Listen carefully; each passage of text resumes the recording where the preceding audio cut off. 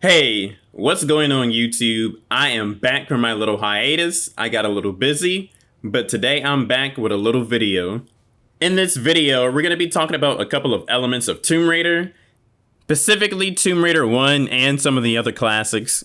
We're going to be comparing Tomb Raider 1 to other games of its time, and we're going to be addressing some of the criticisms that I give the game that people don't necessarily seem valid, and to give an update opinion on how I feel about those subjects. So my main two criticisms on Tomb Raider have to be the movement is not good. The movement is slow, floaty, and it just doesn't feel good overall. Some of the series of movements that the game makes you do just doesn't complement the movement physics of the game. It's under decent, to be honest. The second main criticism I give Tomb Raider is that the textures just do not look interactable a good amount of time. Me squinting my eyes to see if these textures are interactable.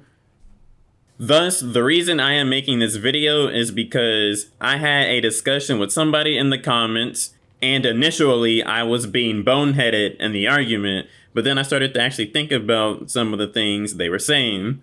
So, shoutouts to Sanji. I see you defending Tomb Raider, and I see you giving it valid criticism too in the comments. I see you, bro.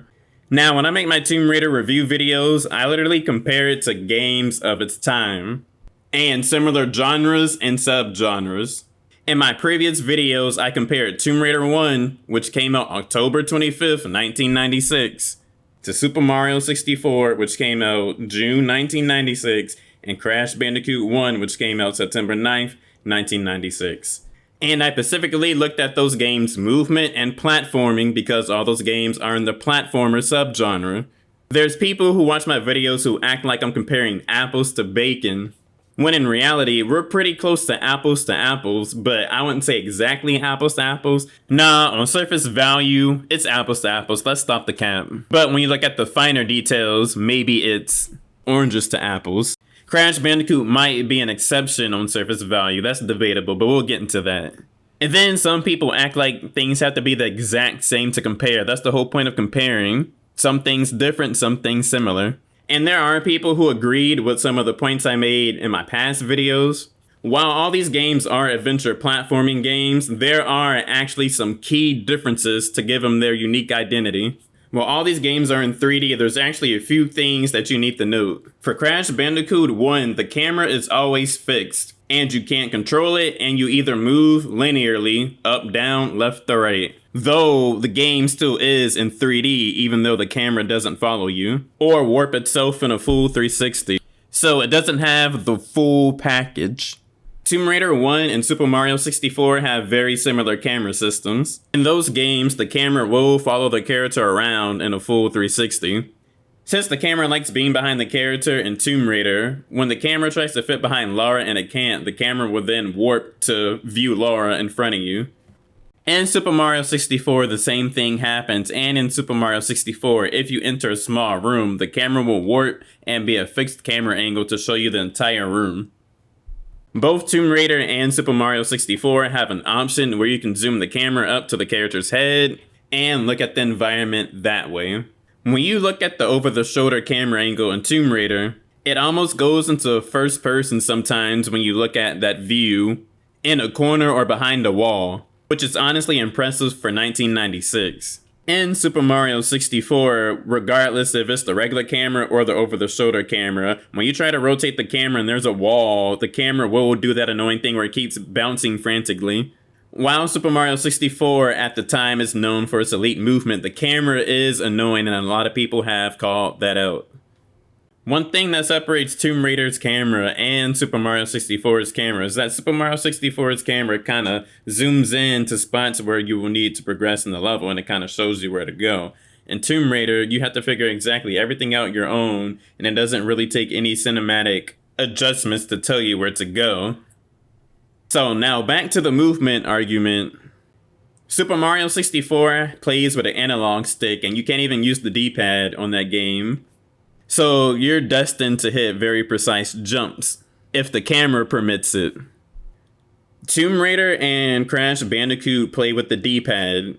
In 1996, PlayStation actually did not have analog sticks. DualShock controllers didn't come out until August 27th, 1997, so 3 months before Tomb Raider 2.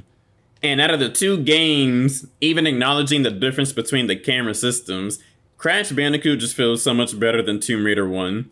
I understand the Crash Bandicoot formula is just way simpler and you don't have to really experiment with the camera to make it work. Tomb Raider 1's movement is just too slow and floaty.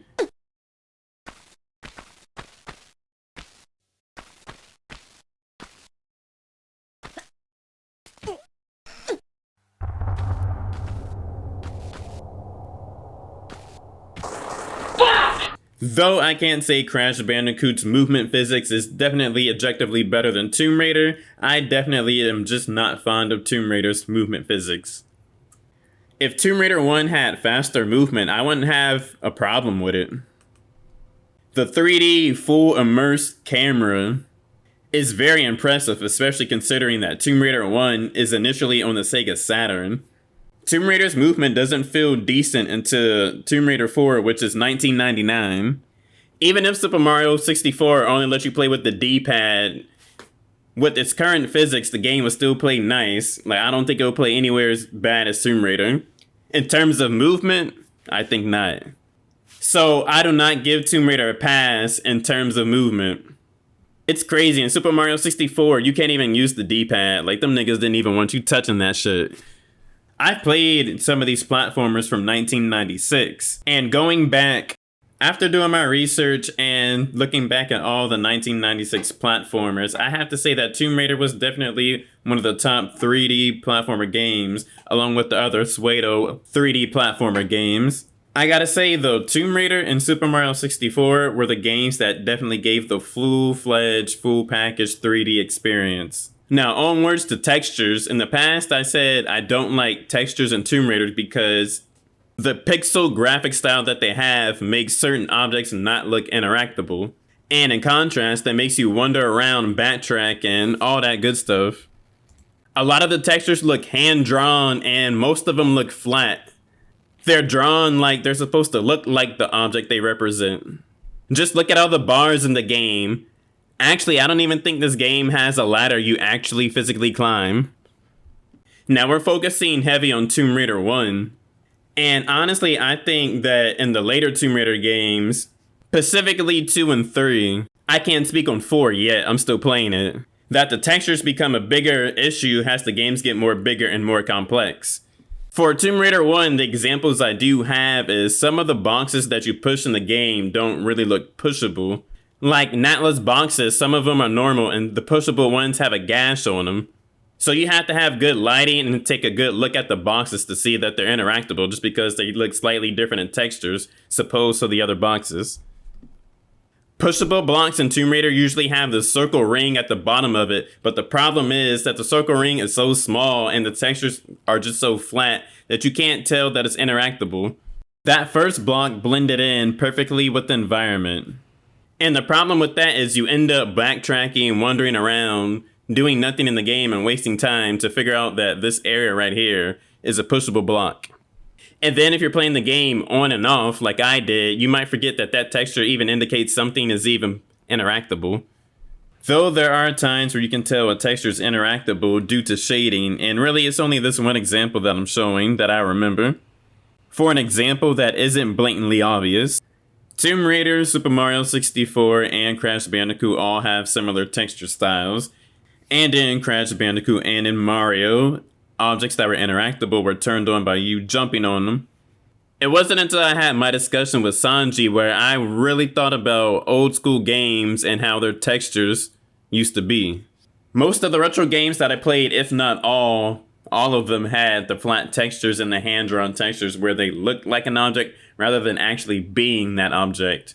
So that makes me think that I couldn't critique Tomb Raider for its textures, though I can say I think they could have handled it a little better, but at the same time, Tomb Raider wants you to look and figure stuff out. So going forward, I won't critique Tomb Raider for its textures as a major flaw when that's just how technology was at the time being, unless otherwise given a very valid reason to. This makes me realize that when I did my classic Tomb Raider reviews, that I specifically should have said, I do not think that the games hold up anymore. Though they are not far from under the bar, I do not consider any of the classic Tomb Raider games to be masterpieces in today's climate, opposed to the retro games that still are masterpieces in today's climate. It is possible that Tomb Raider 1 could have been a masterpiece back then, especially comparing it to the other games from 1996, because in 1996, Tomb Raider was actually definitely one of the best platformers, especially comparing it to the other pseudo 3D and full 3D platformers.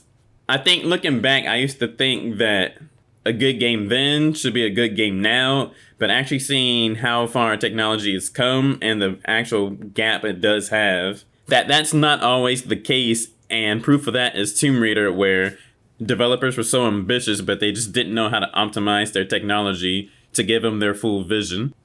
Because yeah, I used to think a good game then should be a good game now, if the game was well composed, but honestly, seeing how big the gap is with tech issues, that's just not the case, and I just wanted to give you guys an updated opinion on those subjects, and I will catch you guys in the next video.